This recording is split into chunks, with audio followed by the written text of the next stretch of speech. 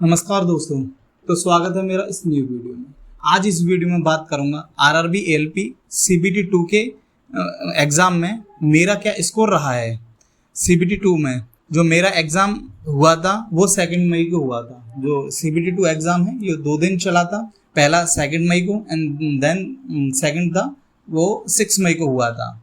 मैंने जो बोर्ड था मेरा, जो मैंने आरआरबी जो बोर्ड चूज़ किया जिससे मैंने फॉर्म भरा है वो मेरा बेंगलोर है। बेंगलोर में मैंने फॉर्म भरा था और जो मेरी ट्रेड थी वो फिटर थी। अब बात करते हैं मेरे स्कोर के बारे में। मैंने कितना अटेम्प्ट किया था। टोटल जो क्वेश्चन थे पार्ट ए में वो 100 क्वेश्चन थे और जो इग्नोर किए गए थे वो 6 थे। मेरा जो एग्ज़ाम था वो बरेली था। बरेली में मेरा फर्स्ट मीटिंग में पेपर था जो कि 2 मई को था। तो इस प्रकार से 2 मई वालों को जो फर्स्ट शिफ्ट में 6 क्वेश्चन इग्नोर किए गए हैं, यानी 100 में से मेरा 6 इग्नोर हो गए। तो 94 का मेरा प्रोरेटेड मार्क्स बना है। तो जो मैंने अटेम्प्ट किया है, अटेम्प्ट मैंने किए थे 86 अटेम्प्ट। 86 में से 12 क्वेश्चन इनकरेक्ट, यानी 12 जो है वो इनकरेक्ट हो गए थे और जो मेरा करेक्ट है वो 74 थे। इस प्रकार से जो मेरा रॉ मार्क्स बना है वो 70 बना है। और जब 70 को मैं प्रोरेटेड करता हूँ, यानी 94 से 94 100 नहीं 94 से करता हूँ, तो मेरा प्रोरेटेड जो मार्क्स बनता है वो 74.46 बनता है।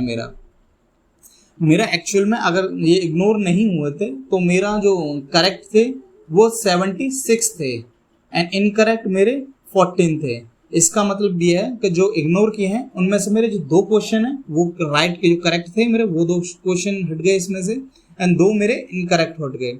अगर मेरे ये नहीं हटते तो मेरा थोड़ा स्कोर बढ़ जाता मेरा। ठीक है, अब बात करता हूँ मैं पार्ट बी की।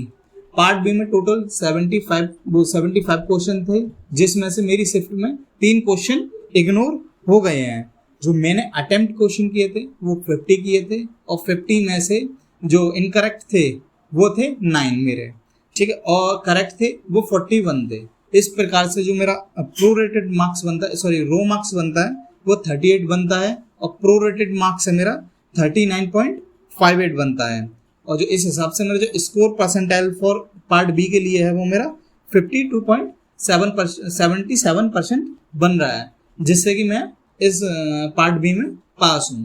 पार्ट बी में जो मिनिमम क्वेश्चन सही होने चाहिए वो 27 पॉइंट कुछ था, यानी एटलीस्ट मानो तो 28 आपके क्वेश्चन सही होने चाहिए पार्ट बी को पास करने के लिए। मेरे पहले ही बता दिया जो मेरी फिटर ट्रेड थी मैंने ली रखी थी और जो मेरा जोन था वो बेंगलोर था।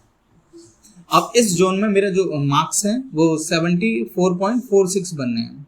अब इसमें से जो फाइनल मेरिट के लिए 70% लिया जाएगा, यानी 30% इसका हटा दिया जाएगा।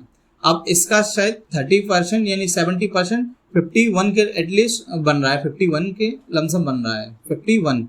अब मुझे साइको में शायद मेरा बेहतर स्कोर हुआ होगा, अच्छा मार्क्स हुआ होगा, यानी जितने मेरे 30% इसमें से माइनस हुए हैं, अगर मेरा अच्छा मार्क्स आता है तो मेरे जो फाइनल जो रॉ मार्क्स बन रहा है, फाइनल जो प्रोरेटेड मार्क्स बन रहे हैं मेरे 74, तो वो शायद मेरा बढ़ जाएगा। अगर मेरा साइको में थोड़ा भी गड़बड़ हुआ हो, यानी कि मेरा जो मैंने पहले भी बताया मेरी वीडियो पहली में मैंने जो मेमोरी का फर्स्ट जो सेशन था फर्स्ट पार्ट ए का, उसमें मेरा थोड़ा गलत क्वेश्चन है।